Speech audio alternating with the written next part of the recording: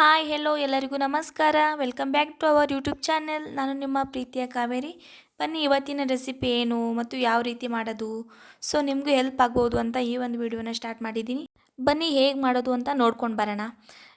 ಮೊದಲೇದಾಗಿ ಒಂದು ಫ್ಯಾನ್ನ ತೊಗೊಂಡಿದ್ದೀನಿ. ಅದಕ್ಕೆ ನಾನು ಒಂದು ಸ್ವಲ್ಪ ಅವಲಕ್ಕಿನ ತೊಗೊಂಡು ಅದನ್ನು ಬಿಸಿ ಮಾಡ್ಕೊಂಡಿದ್ದೀನಿ. ಏಕೆಂದರೆ ಇವಾಗ ಚಳಿಗಾಲ ಅಲ್ವಾ, ಬೇಗ ಬಿಡುತ್ತೆ. ಹಾಗಾಗಿ ಸ್ವಲ್ಪ ಬಿಸಿ ಮಾಡಿ ತೊಗೊಂಡ್ರೆ ನಾವು ಅವಲಕ್ಕಿ ಚೂಡ ತುಂಬ ಕ್ರಿಸ್ಪಿಯಾಗಿ ಚೆನ್ನಾಗಿ ಬರ್ತವೆ. ಸೊ ಇವಾಗ ನಾನು ಒಂದು 2ರಿಂದ 3 ಟೇಬಲ್ ಸ್ಪೂನ್ ಆಗುವಷ್ಟು ಆಯಿಲ್ನ ಹಾಕ್ಕೊಂಡಿದ್ದೀನಿ. ಅದಕ್ಕೆ ನಾನು 1 ಸ್ಪೂನ್ ಆಗುವಷ್ಟು ಸಾಸಿವೆ ಮತ್ತು ಅರ್ಧ ಟೇಬಲ್ ಸ್ಪೂನ್ ಆಗುವಷ್ಟು ಜೀರಿಗೆನ ಹಾಕಿ ಅವು ಚಟಪಟ ಅನ್ನುವರೆಗೂ ಸಿಡಿಸ್ಬಿಟ್ಟು ಆಮೇಲೆ ಈ ಕಡೆ ಕಡಲೆ ಬೀಜನೂ ಸೇರಿಸ್ಕೊಳ್ತಾ ಇದ್ದೀನಿ. ಕಡಲೆ ಬೀಜ ನಾನು ಎಷ್ಟು ತೊಗೊಂಡಿರ್ತೀನಲ್ವ ಅವಲಕ್ಕಿ, ಅದರ ಮೆಜರ್ಮೆಂಟ್ ತೊಗೊಂಡು ನೋಡಿಕೊಂಡು ನಾನು ಇಲ್ಲಿ ಶೇಂಗಾ ಬೀಜನ ಹಾಕ್ಕೊಳ್ತಾ ಇದ್ದೀನಿ. ಇವಾಗ ನಾನು 3ರಿಂದ 4 ಹಸಿಮೆಣಸಿನ್ಕಾಯಿನ ಸ್ವಲ್ಪ ಮಧ್ಯದಲ್ಲಿ ಕಟ್ ಮಾಡಿಕೊಂಡು ಅದನ್ನು ಕೂಡ ಚೆನ್ನಾಗಿ ಫ್ರೈ ಮಾಡ್ತಿದ್ದೀನಿ. ಚೆನ್ನಾಗಿ ಅಂದರೆ ಫುಲ್ ಕ್ರಿಸ್ಪಿ ಆಗಬೇಕು, ಅಲ್ಲಿವರೆಗೂ ನಾನು ಫ್ರೈ ಮಾಡ್ತಾನೆ ಇರ್ತೀನಿ. ಯಾಕಂದರೆ ಮೆಣಸಿನ್ಕಾಯಿ ಮೆತ್ತಗಿರೋದ್ರಿಂದ ಆಮೇಲೆ ಚೆನ್ನಾಗಿ ಫ್ರೈ ಮಾಡಿಲ್ಲ ಅಂದರೆ ಅವಲಕ್ಕಿ ಚೂಡ ಕೂಡ ಕೊನೆಯದಾಗಿ ಬರಲ್ಲ. ಹಾಗಾಗಿ ನಾನಿಲ್ಲಿ ತುಂಬ ಚೆನ್ನಾಗಿ ಫ್ರೈ ಮಾಡ್ತಿದ್ದೀನಿ. ಆಮೇಲೆ ನಾನು ಕಟ್ ಮಾಡಿ ಇಟ್ಕೊಂಡಿರೋ ಬಾದಾಮನ್ನು ಒಂದು 8ರಿಂದ 10 ಪೀಸ್ ಬಾದಾಮಿನ ಮಧ್ಯಕ್ಕೆ ಕಟ್ ಮಾಡಿಕೊಂಡು ಅದನ್ನು ಕೂಡ ಚೆನ್ನಾಗಿ ಕಡಲೆ ಬೀಜದೊಂದಿಗೆ ಫ್ರೈ ಮಾಡೋಕ್ಕೆ ಹಾಕಿದ್ದೀನಿ. ಇಲ್ಲಿ ನೋಡ್ತಿರ್ಬೋದು ನೀವು. ಅದ್ರ ಜೊತೆಗೆ ಇಲ್ಲಿ ಒಣ ದ್ರಾಕ್ಷಿನೂ ಕೂಡ ನಾನು ಹಾಕಿದ್ದೀನಿ. ಮಧ್ಯಕ್ಕೆ ದೂರ ದೂರ ಸಿಗ್ತಾಯಿದ್ರೆ ಒಣ ದ್ರಾಕ್ಷಿನೂ ಕೂಡ ತುಂಬ ಟೇಸ್ಟಿಯಾಗಿ ಬರುತ್ತೆ.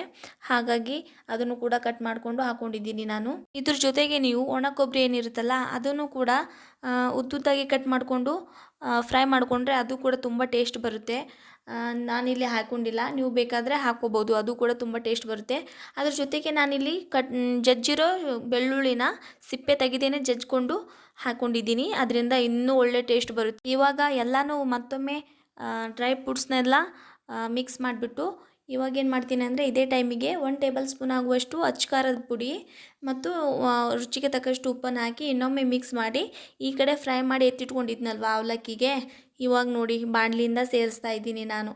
ಸೊ ನೀವು ಕೂಡ ಈ ಒಂದು ರೆಸಿಪಿ ಮನೆಯಲ್ಲಿ ಖಂಡಿತ ಟ್ರೈ ಮಾಡಿ. ಚಿಕ್ಕ ಮಕ್ಕಳಾಗಿರ್ಬೋದು, ಪ್ರತಿಯೊಬ್ಬರು ಕೂಡ ಸ್ನ್ಯಾಕ್ಸ್ ಟೈಮಿಗೆ, ಟೀ ಟೈಮಿಗೆ ತುಂಬ ರುಚಿಯಾಗಿರುತ್ತೆ. ಇವಾಗ ಒಂದು ಕಡೆಯಿಂದ ಎಲ್ಲ ಮಸಾಲೆನೂ ಅವಲಕ್ಕಿ ಜೊತೆಗೆ ಮಿಕ್ಸ್ ಮಾಡ್ತೀನಿ. ಈಗ ನೋಡ್ತಿರ್ಬೋದು ನೀವು ಇಲ್ಲಿ ಎಲ್ಲನೂ ಒಂದು ಕಡೆ ಸಿಗ್ದಂಗೆ ಪ್ರತಿಯೊಂದೂ ಕೂಡ ಎಲ್ಲ ಕಡೆಗೆ ಮಿಕ್ಸ್ ಮಾಡ್ತಾ ಇದ್ದೀನಿ.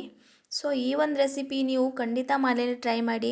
ನಾವು ಸುಮಾರು 15ರಿಂದ 20 ದಿನಗಳವರೆಗೂ ನಾವು ಇದನ್ನು ಸ್ಟೋರ್ ಮಾಡಿಕೊಂಡು ತಿನ್ಬೋದು. ಏನಂದರೂ ಏನೂ ಆಗೋದಿಲ್ಲ, ತುಂಬ ಚೆನ್ನಾಗಿ ಟೇಸ್ಟ್ ಇರುತ್ತೆ. ಸೊ ಮಕ್ಕಳಿಗೂ ಕೂಡ ಸ್ಕೂಲಿಂದ ಬಂದ ಮೇಲೆ ಹಾಕ್ಕೊಡ್ಬೋದು, ಅವರು ತುಂಬ ಖುಷಿ ಪಡ್ತಾರೆ. ಸೊ ಈ ಒಂದು ರೆಸಿಪಿ ನಿಮಗೆ ಇಷ್ಟ ಆಗಿದ್ದರೆ ಪ್ಲೀಸ್ ನನಗೊಂದು ಲೈಕ್ ಕೊಟ್ಟು ಶೇರ್ ಮಾಡ್ಕೊಳ್ಳಿ. ಸೊ ಬೇಗ ಹೋಗಿ ಸಬ್ಸ್ಕ್ರೈಬ್ ಮಾಡ್ಕೊಳ್ಳಿ.